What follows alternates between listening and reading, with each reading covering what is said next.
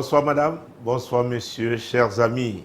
Bonsoir, nous sommes un lundi et il est 21h.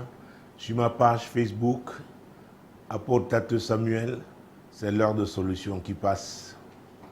Merci pour vous tous qui appréciez ce programme, vous qui nous encouragez et surtout vous qui priez pour nous. Que le Seigneur vous bénisse abondamment. Ce soir encore au menu, nous avons des courriers et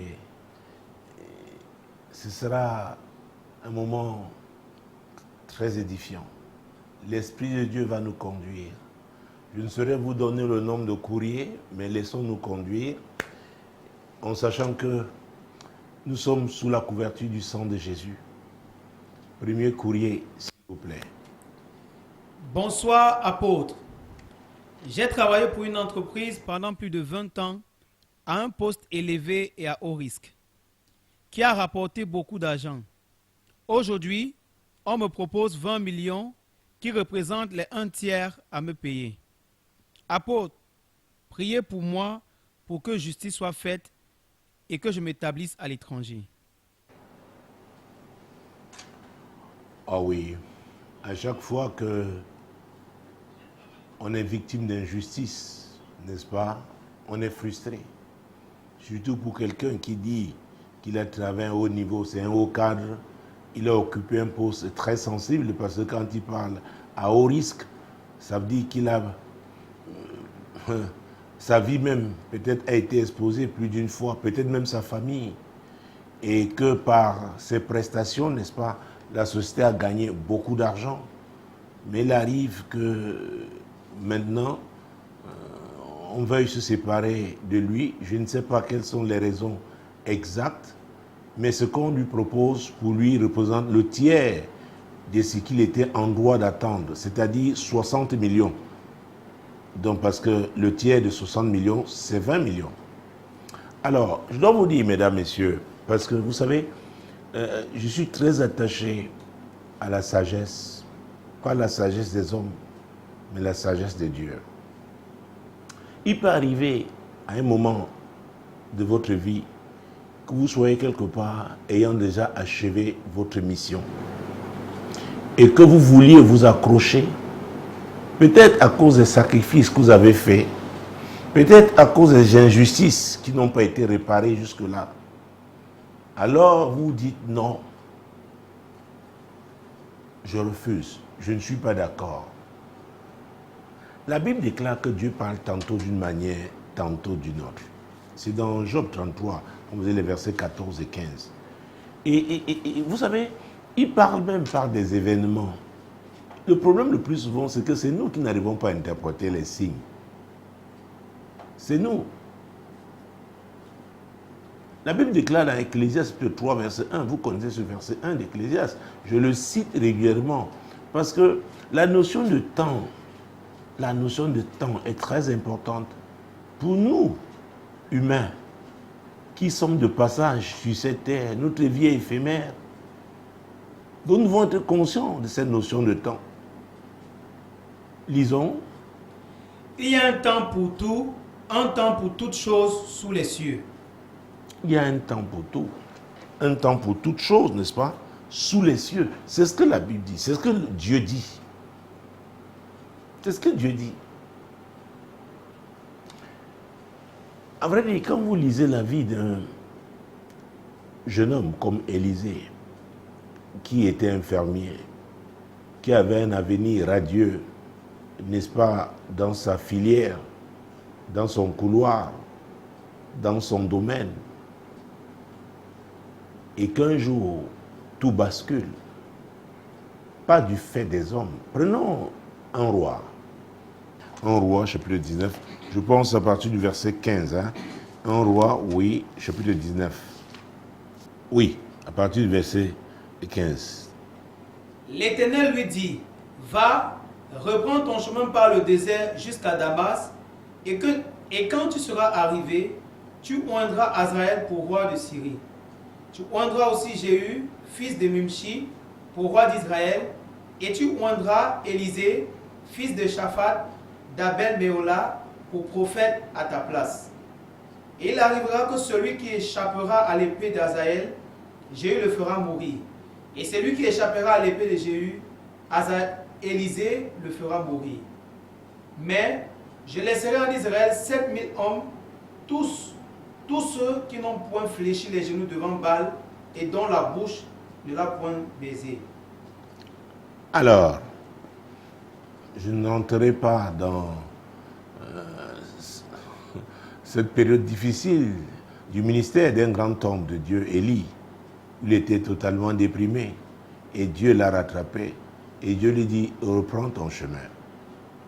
Et Dieu lui dit, 3 jeunes hommes, n'est-ce pas, qui devaient occuper des postes élevés. Le 3e devait être son héritier dans le ministère. Alors, si vous lisez le verset 19, vous comprendrez très bien que pour celui-là, n'est-ce pas, l'approche était particulière. Élie partit de là et il trouva Élisée, fils de Shaphat, qui labourait.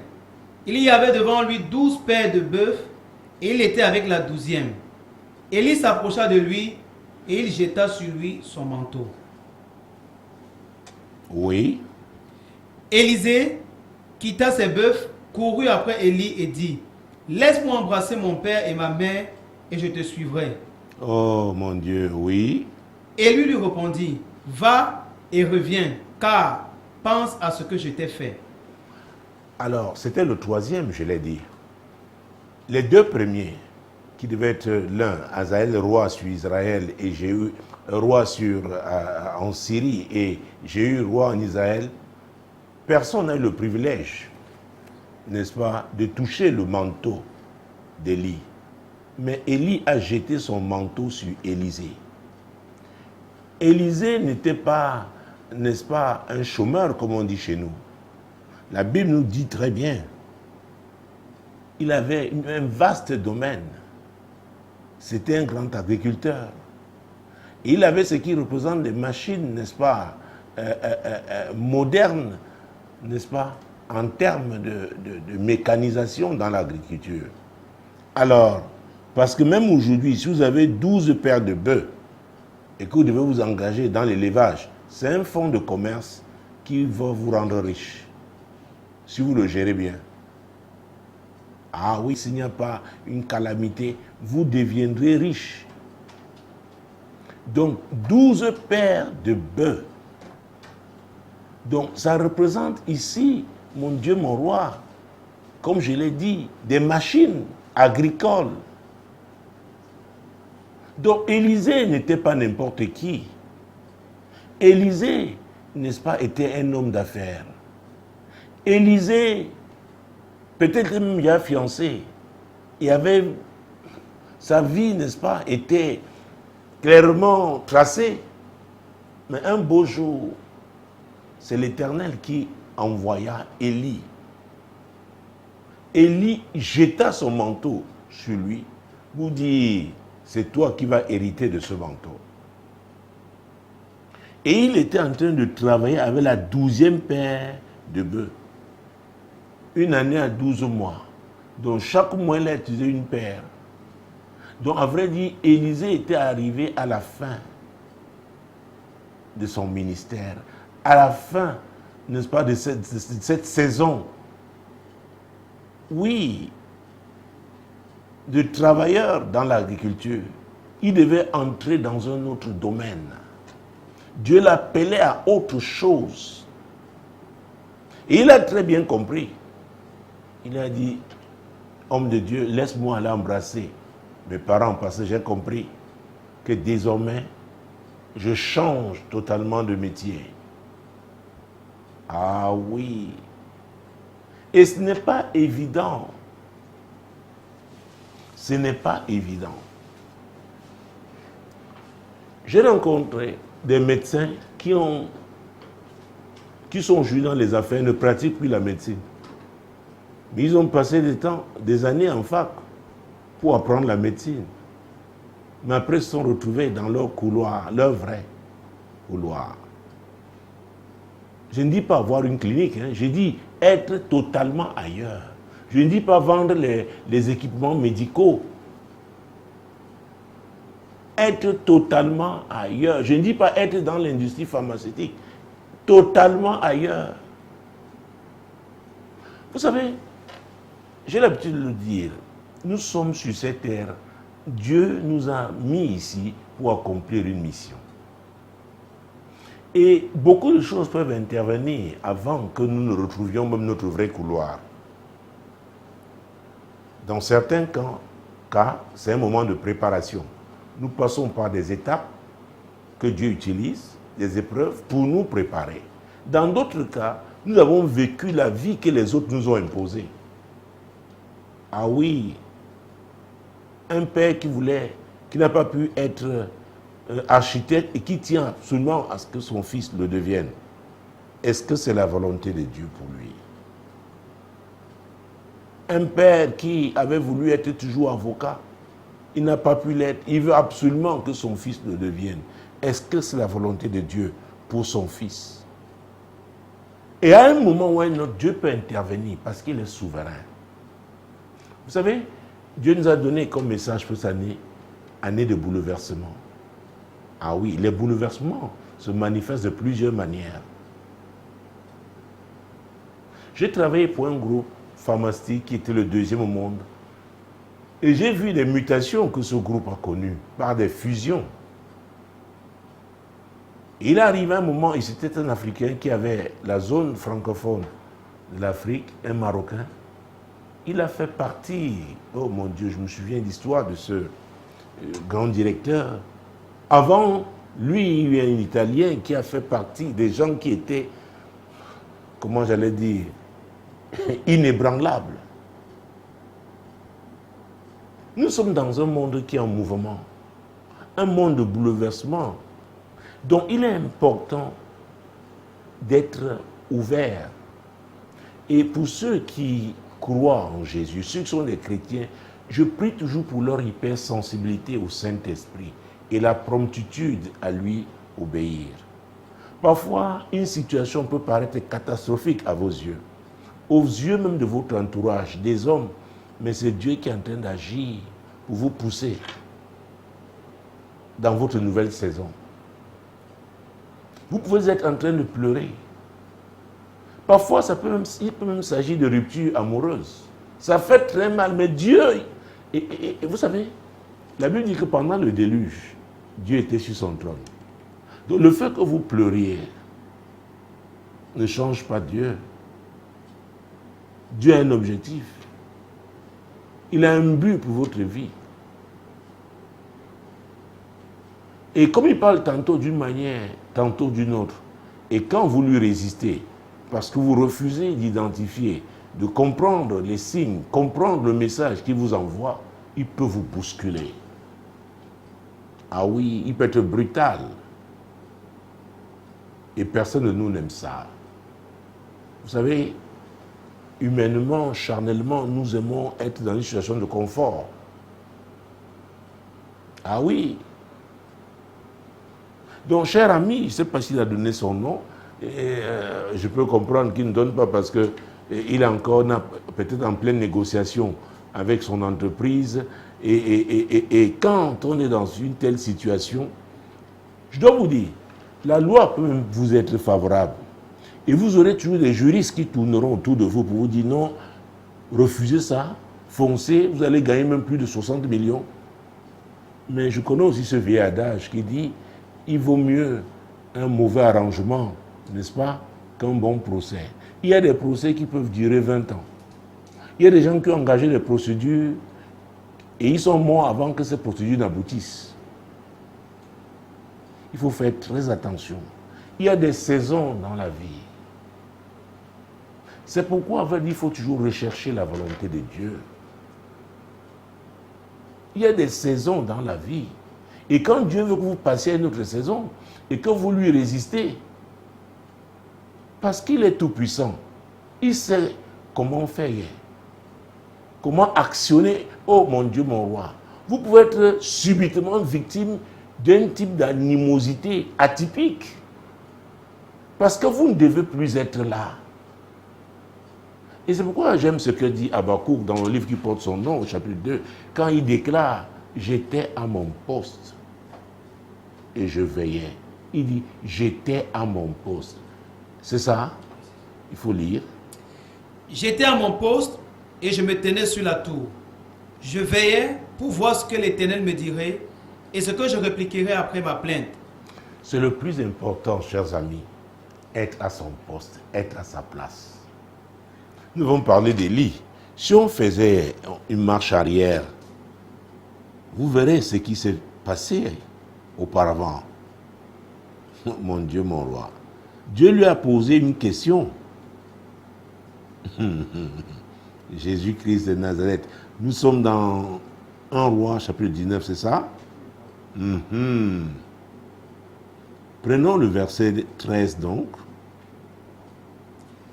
Quand Élie l'entendit, il enveloppa le visage de son manteau, il sortit et s'étint à l'entrée de la caverne. Et voici, une voix lui fit entendre ces paroles. Que fais-tu ici, Élie? Que fais-tu ici, Élie? C'est terrible qu'on n'ait pas sa place. Que fais-tu là? Vous savez, ça a commencé au jardin d'Éden. Le soir, Dieu rendait visite, n'est-ce pas, au premier couple de l'humanité. Ce jour-là, ils n'étaient pas à leur place. Et Dieu appelait l'homme, appelait Adam. Adam s'était caché. Où es-tu? N'oubliez pas ce que le prophète Isaïe, dans livre qui porte son nom, n'est-ce pas, au chapitre 53, quand vous lisez, je crois, le verset 5 ou 6, il dit que nous étions errants. C'est ça? Oui. Nous étions tous errants comme des brebis, chacun suivait sa propre voie, et l'Éternel a fait retomber sur lui l'iniquité de nous tous. Beaucoup sont errants, même au plan professionnel. Écoutez, vous pouvez être directeur quelque part, on vous donne un gros salaire. Si vous n'êtes pas à votre place, croyez-moi, vous n'allez pas finir heureux. Nous sommes tellement manipulés, trompés par ce qui brille. Ce qui fait plaisir à notre ego, qui fait plaisir à notre entourage. Mais que pense Dieu? Et c'est la vraie question. Qu'est-ce que Dieu pense? Un des secrets de David était qu'il savait consulter Dieu. Et c'est pourquoi Jésus, lui, quand il est arrivé dans l'évangile, avec l'évangile de Matthieu, chapitre 6, verset 33, qu'est-ce qu'il a dit? Parce que là, il parle de priorité. C'est très important. Oui.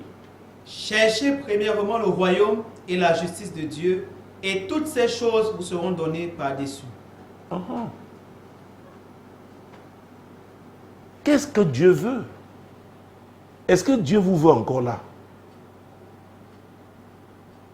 Est-ce que vous savez que vous pouvez même mourir précocement parce que vous n'êtes pas à votre place? Oui. Et ce que je dis là, c'est valable même pour les ministres de Dieu. Souvenez-vous de ce qui s'est passé avec Abraham. Parce que si on est chrétien, on ne saurait l'être sans parler d'Abraham. Parce que Jésus nous a réconciliés, n'est-ce pas, nous a connectés aux promesses d'Abraham. C'est dans Galates 3, 13 et suivant. Alors, Dieu lui a dit, quitte ta famille, quitte ta patrie, quitte tout cela que tu aimes et va vers un pays que je te montrerai.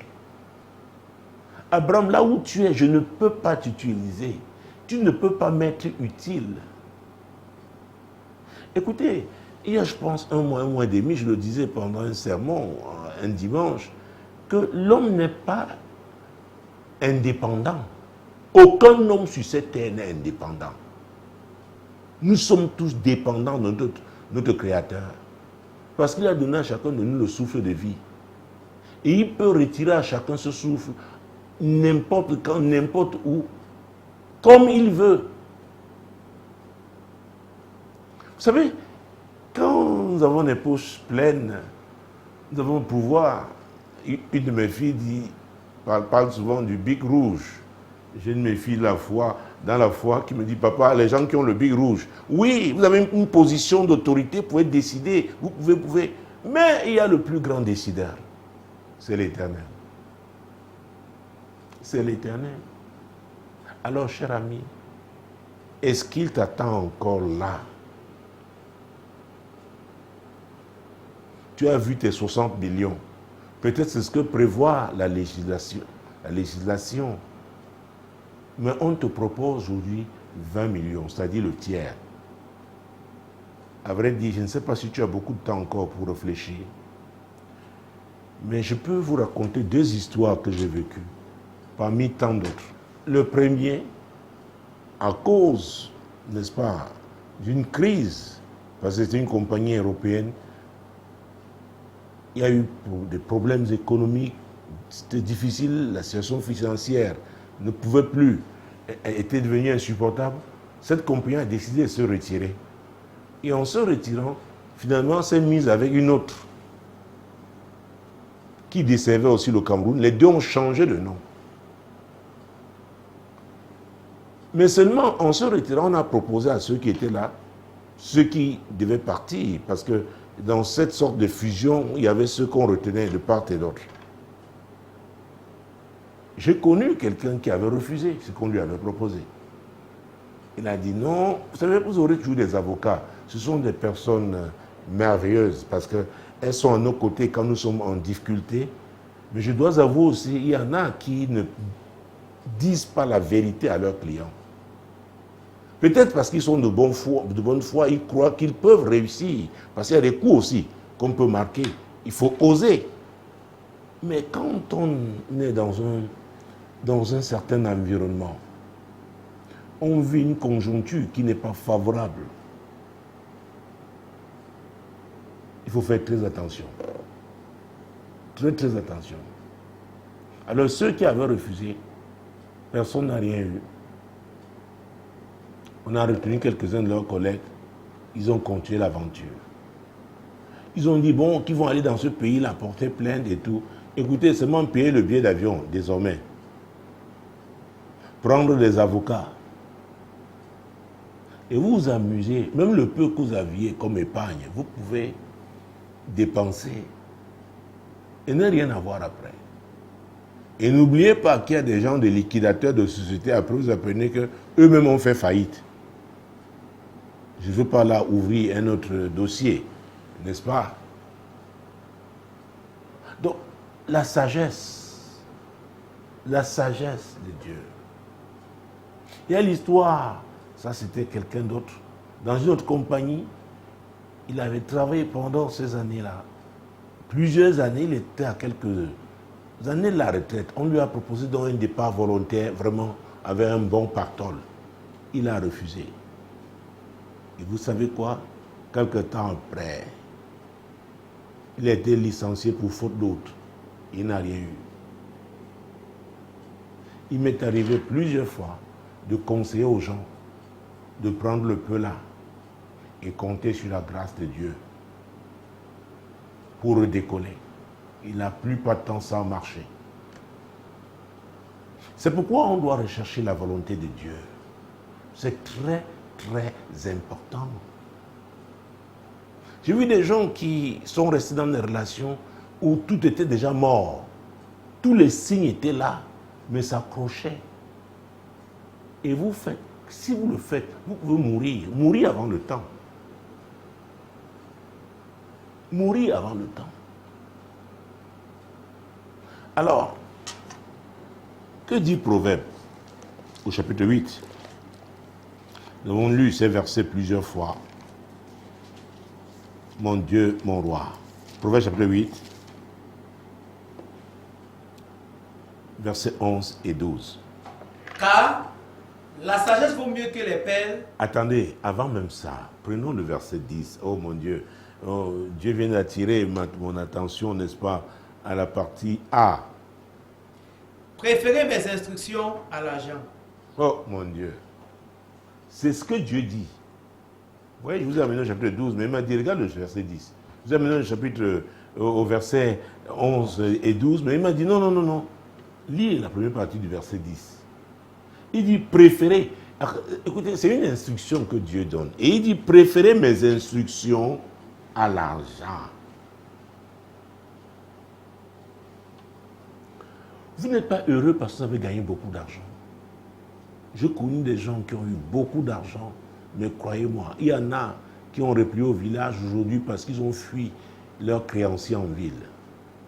Je ne veux embarrasser personne, mais je connais un certain nombre. Ah oui.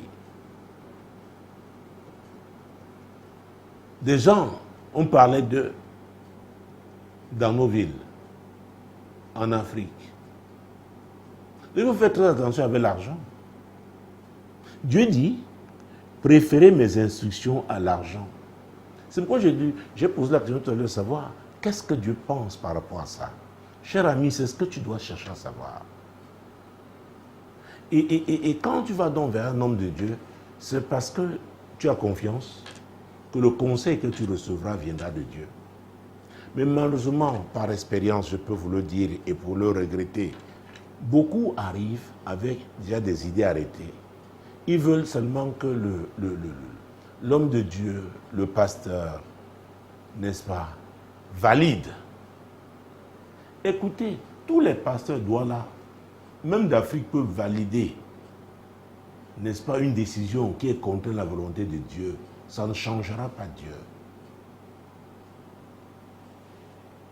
Donc, et c'est pourquoi, j'aime aussi, prenons ça avant de revenir, Proverbe 15, verset 33. Je cite régulièrement ce verset 33. La crainte de l'Éternel enseigne la sagesse et l'humilité précède la gloire. Ce sont des personnes humbles qui écoutent les conseils. Ce sont des personnes humbles qui vont préférer les instructions divines à l'argent. Vous savez ce que l'apôtre Paul a dit de l'amour de l'argent? Qu'il était, n'est-ce pas, cet amour-là, la source, la racine de tous les maux. Prenons ça. 1 Timothée chapitre 6. Cher ami, je ne suis pas en train de dire que tu aimes l'argent. Non. Depuis plus de 20 ans que j'anime ce programme, chaque fois que je réponds à un courrier, j'essaye d'élargir mon champ de réponse pour que, n'est-ce pas, ceux qui suivent soient édifiés. Et nous faisons beaucoup dans du préventif, dans la prophylaxie. Parce que si les réponses que nous donnons au courrier peuvent permettre à certaines personnes d'éviter, n'est-ce pas, certains gouffres, certaines fosses, certains pièges, alors nous disons gloire à Dieu, nous aurons servi à quelque chose. Alors je parlais de 1 Timothée, en son chapitre 6, mon Dieu, mon roi. C'est très important. Chapitre 6, verset 10. Car l'amour de l'argent est une racine de tous les maux, et quelques-uns, en étant possédés, se sont égarés loin de la foi et se sont jetés eux-mêmes dans bien des tourments. Vous réalisez que l'apôtre Paul s'adresse aux chrétiens. Donc, il parle des chrétiens, s'adressant donc à son fils, à son enfant légitime, dans la foi Timothée, pour l'avertir que Timothée fait très attention. Ah oui, si tu as dans ton équipe quelqu'un qui aime l'argent, ouvre grandement les yeux. Parce qu'il ne va pas supporter les épreuves, il voudra réussir tout de suite, et il va se jeter lui-même dans des tourments. C'est-à-dire qu'il va souffrir après. Et c'est ce que le diable fait. Il vous montre le montant qu'il faut. Et ça peut être légal. Ça peut être légal. Écoutez, les choses changent tellement vite. Très vite. Et notamment les réalités des entreprises. C'est pourquoi je respecte beaucoup les hommes d'affaires, les managers, n'est-ce pas, des entreprises, même les PME, même les échoppes. Ce n'est pas évident. Parce que la fiscalité peut changer d'un exercice à un autre. Oui, votre bailleur peut changer, peut même doubler le loyer. Et c'est à cet endroit que votre affaire prospère. Vous devez vous délocaliser. Peut-être c'est parce qu'un de vos concurrents, n'est-ce pas, est passé par lui pour vous atteindre. Donc ce n'est pas évident. Ce n'est pas évident. Donc la trésorerie des entreprises n'est pas stable. Donc ce qu'on peut vous proposer aujourd'hui, une semaine après, ça peut être la moitié. Ou rien du tout.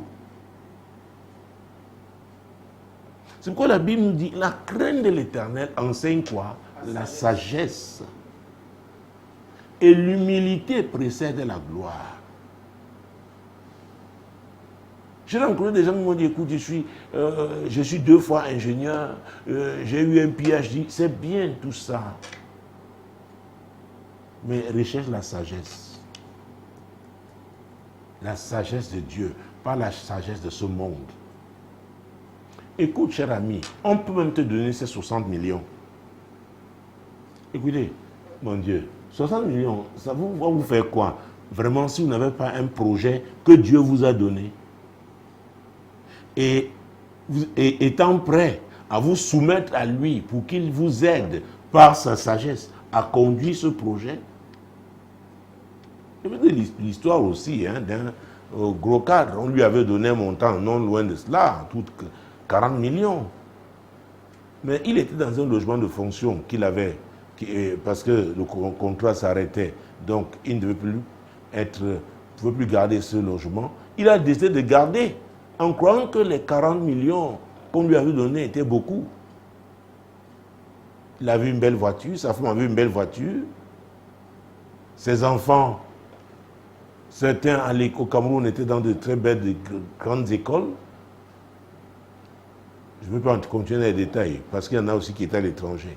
Mais croyez-moi, les 40 millions, ça dit que ça n'a pas duré. Il faut faire très attention avec l'argent. C'est pourquoi Dieu nous dit dans Proverbes, chapitre 8, n'est-ce pas, la partie A du verset 10.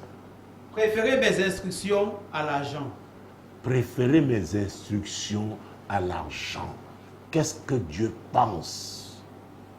C'est ça qui est important. Ah oui. Et si vous craignez Dieu, vous allez suivre ses instructions. Même contre votre famille, même contre toute votre ville. Mais avec Dieu, on a toujours la victoire. La fin est glorieuse. C'est pourquoi, à vrai dire, on doit savoir à quel camp on appartient. Il y a 2 camps dans ce monde. Le camp de Dieu, le camp du diable. Parce que les gens ont dit que oui, les hommes peuvent décider. Mais Jésus nous a dit, quand il s'adressait à Pierre, quand il lui avait dit, arrière de moi, Satan, il lui a dit, les pensées que tu as sont les pensées comment? Humaines. Donc nous sommes dans un monde où le diable, n'est-ce pas, influence. La Bible appelle le prince de ce monde. Donc les pensées de ce monde, mon Dieu, mon roi, sont sous l'influence du diable. C'est pourquoi on a besoin du conseil de Dieu. Élisée aurait pu dire à Élie, écoute, mais attends, j'ai déjà un bien en moi, ce que ma famille m'a donné, c'est mon héritage, et j'ai 12 paires de bœufs, j'ai même déjà des serviteurs, qu'est-ce que je viens foutre dans cette affaire à te suivre, prophète? Mais il a obéi à Dieu. C'est pourquoi Dieu dit, préférez mes instructions à l'argent. Et quand on lit la deuxième partie, Et la science a de l'or le plus précieux. La science dont la Bible parle ici, c'est la connaissance qui vient de Dieu.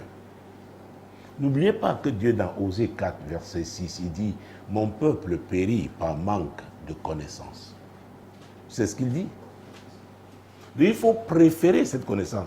Et il dit, je te rejette. La suite, lisons ce verset. Mon peuple est détruit parce qu'il lui manque la connaissance. Puisque tu as rejeté la connaissance, je te rejetterai et tu seras dépouillé de mon sacerdoce. Donc Dieu avait mis la connaissance à la disposition de son peuple. Mais le peuple a méprisé cette connaissance. Et ici, la Bible nous dit, préférez mes instructions à l'argent. Et la science à l'or le plus précieux. C'est-à-dire, cet or-là peut coûter une fortune, mais ça ne peut pas remplacer la connaissance qui vient de Dieu. C'est pourquoi l'ignorance est terrible. Elle fait souffrir, elle fait mourir, elle cause la mort. la destruction.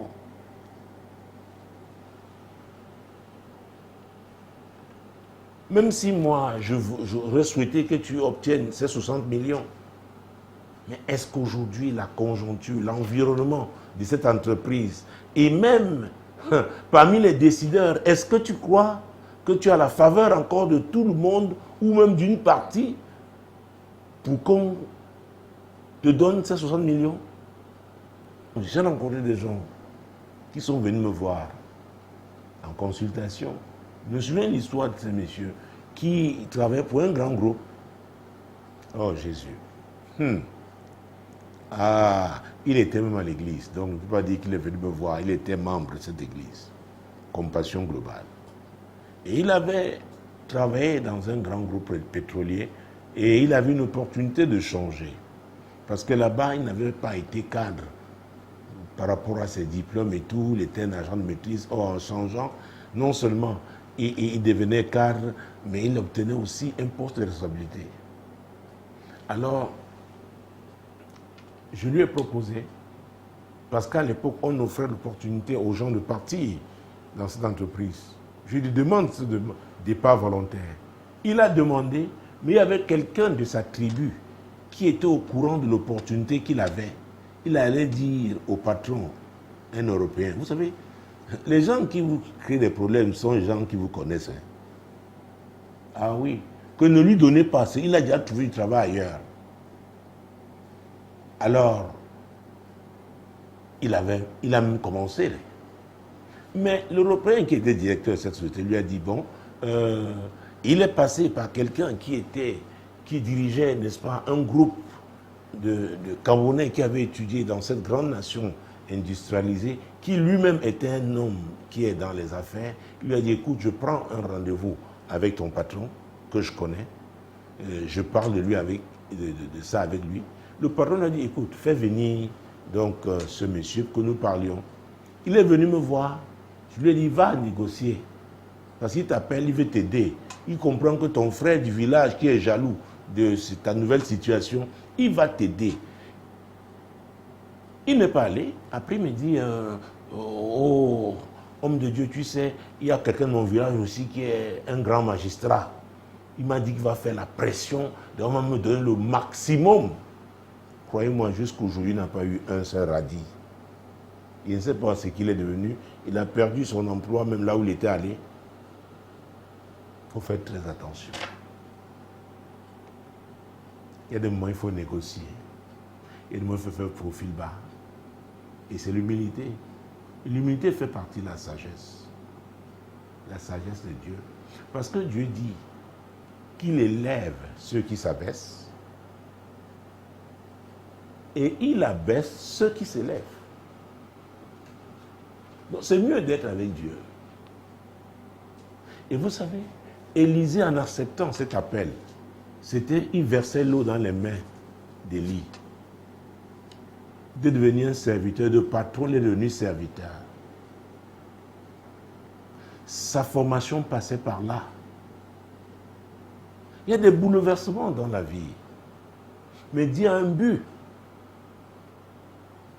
Dieu sait où il vous amène.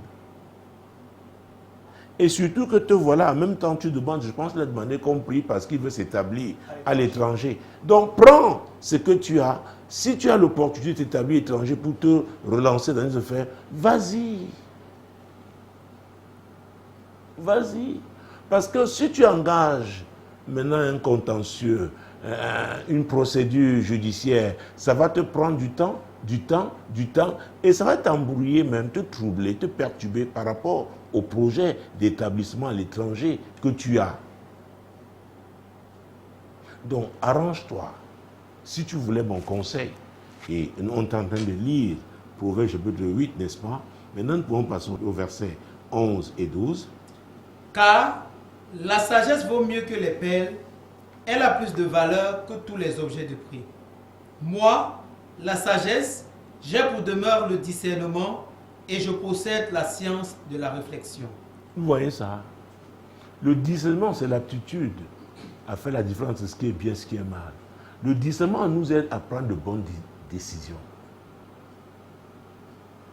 le discernement est la demeure de la sagesse. Est-ce que la météo t'est favorable, cher ami? Ah oui, je connais des gens qui étaient très, très optimistes avant le coronavirus. Il y en a, qui ont fait des AVC. Parce qu'ils venaient d'investir, venaient de... Et subitement, cette pandémie a surgi. Or, quand vous consultez Dieu, quand vous recourez à Dieu, et nous le faisons au nom de Jésus, Jésus qui est l'alpha et l'oméga, il sait tout. Et, mon Dieu, nous avons le Saint-Esprit, nous les chrétiens. Et la Bible dit quelque chose de très important, s'agissant du Saint-Esprit. Oh, je m'arrête même sur ce verset. Je ne voulais pas, mais prenons-le, ça va nous aider avant que je ne prenne le prochain. C'est Luc chapitre 11, verset 13. C'est très important. Luc chapitre 11, verset 13. Si donc, méchants comme vous l'êtes, vous savez donner de bonnes choses à vos enfants, à combien plus forte raison le Père Céleste donnera-t-il le Saint-Esprit à ceux qui le lui demandent? Nous savons que notre Père Céleste est bon. Il est amour. C'est à cause de son amour, n'est-ce pas, qu'il a sacrifié son Fils unique pour que le monde soit sauvé. Et Jésus fait homme, venu pour ce sacrifice. Ah oui, avant qu'il s'en aille, mon Dieu, mon roi, a parlé du Saint-Esprit. Oh Jésus-Christ, mon Dieu, mon roi. Hey, Jean chapitre 14.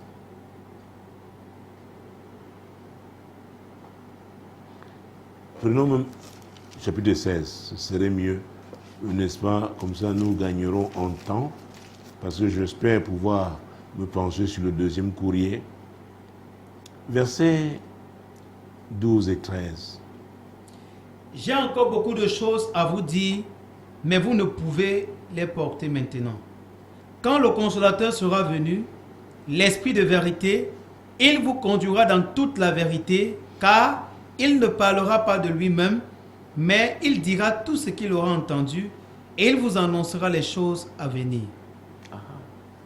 Le Saint-Esprit sait ce qui se dit là-bas, au trône de grâce. Il sait. Il est le conducteur, c'est lui qui nous conduit dans toute la vérité. Vous pouvez être milliardaire aujourd'hui, devenir pauvre dans 2 ans. Ah oui. Il faut faire très attention. C'est qu'on a besoin de sagesse. On a besoin d'être conduit, guidé. Le Saint-Esprit, c'est son rôle. Et que dit l'apôtre Paul dans Romains, n'est-ce pas? Pas Romains, 1 Corinthiens, Jésus-Christ, mon Dieu, mon roi, chapitre 2, verset 10. Dieu nous les a révélés par l'Esprit, car l'Esprit sonde tout, même les profondeurs de Dieu. Même les profondeurs de Dieu.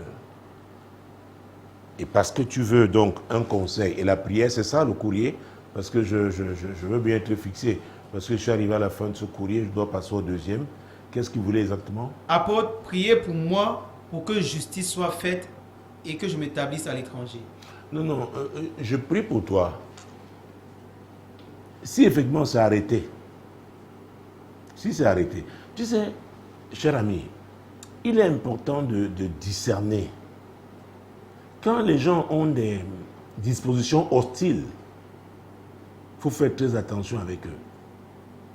Peut-on s'attend seulement à ce que tu refuses? Peut-on t'a déjà écrit, il faut seulement que tu signes pour accepter. Si tu veux mon conseil, je te demande de prendre cet argent. Et je prie pour que Dieu t'établisse là où il t'attend en cette saison. C'est ma prière au nom puissant de Jésus. Je pense que j'ai répondu. Que le Seigneur te bénisse. Shalom. Deuxième courrier. Apôtre, urgence, urgence. S'il vous plaît, ayez pitié de moi. Mon seul garçon veut épouser une fille dont les 2 premiers fiancés sont morts avant le mariage et l'enfant qu'elle a est né après la mort de son père. Ah, d'accord. Oui, la suite, c'est quoi? Ses sœurs sont catégoriques que ce mariage n'aura pas lieu. Voici donc ma famille qui est divisée.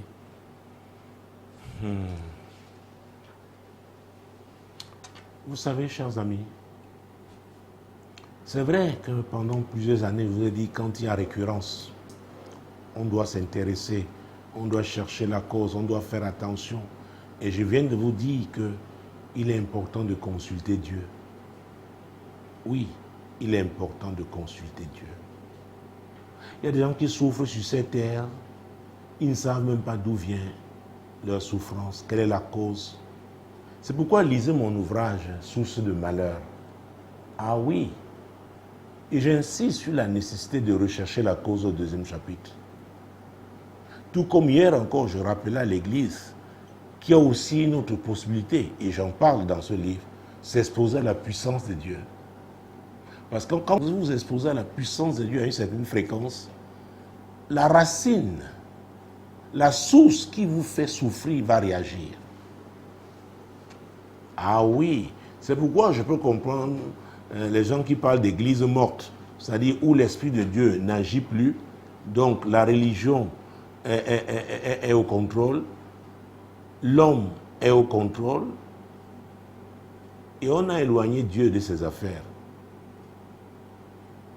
Et il est difficile, n'est-ce pas, en ce moment-là, de voir sa situation changer. Donc, il y a des gens qui connaissent des situations très très difficiles et qui ont crié à Dieu. Parce que j'imagine quelle est la situation, quelle est la souffrance de cette jeune femme qui a eu 2 fiancés qui sont morts. Et l'un d'eux lui a laissé un enfant. Vous croyez que c'est facile? Ça fait très mal. Ça fait très mal. Et je peux bien comprendre aussi, vous, la mère, vous ne vouliez pas que votre fils soit le 3e.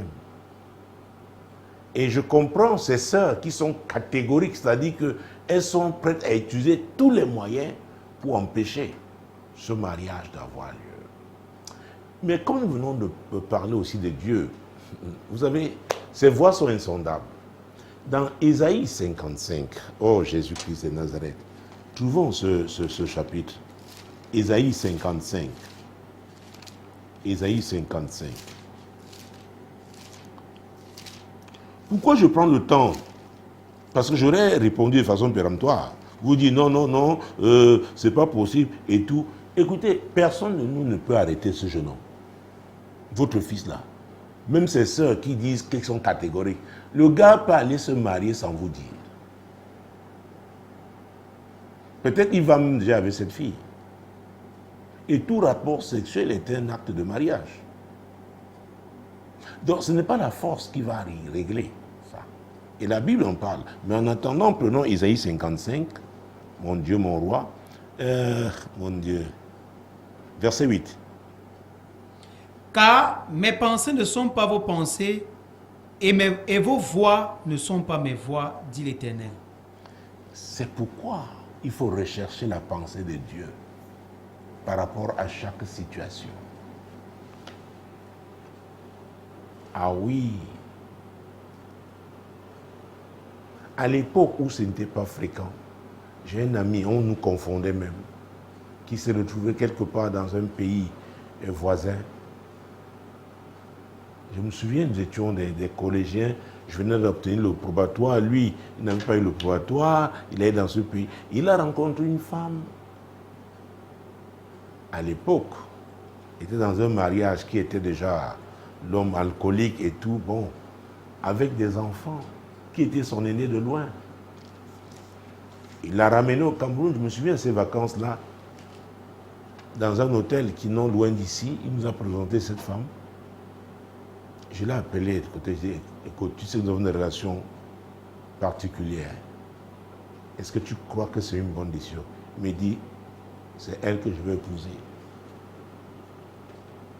Ce que je dis là, ces années Nous sommes au milieu des années 80. Je me souviens, j'étais en vacances ici. Ces vacances-là, je suis arrivé à Douala, lui aussi est arrivé. Et nous nous sommes retrouvés à l'occasion du décès d'un de ses parents. Il m'a dit, il avait fait le voyage avec sa 4x4, ils sont arrivés au Cameroun. Il m'a dit, bon, les gens à l'époque ont dit que je la suivais parce qu'elle avait une bonne position et tout. Il m'a dit, là voilà, elle ne travaille plus depuis un certain nombre d'années. Et je m'occupe de tout. Qu'est-ce qu'ils diront encore? Je lui ai dit, c'est de l'amour. Un point, un trait. Personne ne pouvait l'arrêter. Mais il avait un courage incroyable pour affronter l'hostilité. Donc, pour vous dire que vous ne pouvez pas, par la force, vous ne pouvez pas l'empêcher d'épouser cette femme. Et qui sait, puisque Dieu dit que ses voies ne sont pas nos voies, qui sait si la délivrance de cette femme ne passera pas par votre fils? Ah oui. Oh Jésus. Vous savez, dans Jean chapitre 4, c'est l'histoire de la femme samaritaine. N'est-ce pas que Jésus rencontre à un puits, le puits de Jacob, à un moment où personne ne pouvait aller puiser. À cette heure-là, Jésus savait que cette femme-là, qui avait une réputation pas bonne du tout, n'est-ce pas, considérant sa vie, nous sommes dans Jean chapitre 4, n'est-ce pas, j'avais pris les versets 23 et 24 que nous allons lire. Mais l'heure vient, et elle est déjà venue, où les vrais adorateurs adoreront le Père en esprit et en vérité, car ce sont là les adorateurs que le Père demande. Dieu est esprit, et il faut que ceux qui l'adorent en esprit et en vérité. Alors, Dieu s'adresse à cette femme. Ceux qui n'ont pas lu cette histoire, pour qu'ils comprennent de quelle femme s'agissait-il, prenons les versets 15, 16 et 17. La femme lui dit, Seigneur, donne-moi cette eau afin que je n'aie plus soif et que je ne vienne plus puiser ici. Va, lui dit Jésus, appelle ton mari et viens ici. La femme répondit, je n'ai point de mari. Jésus lui dit, tu as eu raison de dire, je n'ai point de mari. Verset 18. Car tu as eu 5 maris, et celui que tu as maintenant n'est pas ton mari. En cela, tu as dit vrai. En cela, tu as dit vrai. Tu as été sincère. Tu as reconnu ta situation. Dites-moi, c'est facile pour une femme d'avoir connu 5 mariages. C'est facile. Les gens vivent des situations vraiment incroyables. Mais Dieu est bon, Dieu est amour. Nous ne savons pas comment cette femme a crié à Dieu. Et elle criait à Dieu, peut-être c'était à ce puits-là qui était le puits de Jacob. Leur ancêtre, elle savait que c'est là-bas. On lui avait parlé de montagne quelque part. Jésus lui a dit, laisse cette affaire. C'est la religion. Tu sais, tu dis que le Messie va venir. C'est moi le Messie qui suis là. Mais je vais te donner un secret. Dieu a un besoin. Il demande des adorateurs. Comme tu as été sincère, comme tu as dit la vérité, entre dans cette compagnie d'adorateurs. Dieu va changer ta vie. Malgré ce mauvais témoignage que tu as eu 5 maris. Et maintenant, toi-même, tu reconnais que celui avec qui tu es n'est pas ton mari. Dieu se fiche pas mal de ça. Dieu va changer ta vie. Ah oui. Donc, cher ami, toi qui nous as appelés, toi qui nous as écrit, toi dont les filles sont catholiques, en ce qui concerne le mariage de leur frère, leur unique frère, avec cette femme. Je voudrais te rappeler aussi ce que Dieu dit dans Zacharie chapitre 4. Alors, il reprit et me dit, c'est ici la parole que l'Éternel adresse à Zorobabel. Ce n'est ni par la puissance, ni par la force, mais c'est par mon esprit, dit l'Éternel des armées. Dieu avait confié une mission difficile à Zorobabel aux yeux des hommes. Ah oui, Peut-être on se moquait de lui. On disait, voilà, il a commencé les choses, comment est-ce qu'il va terminer?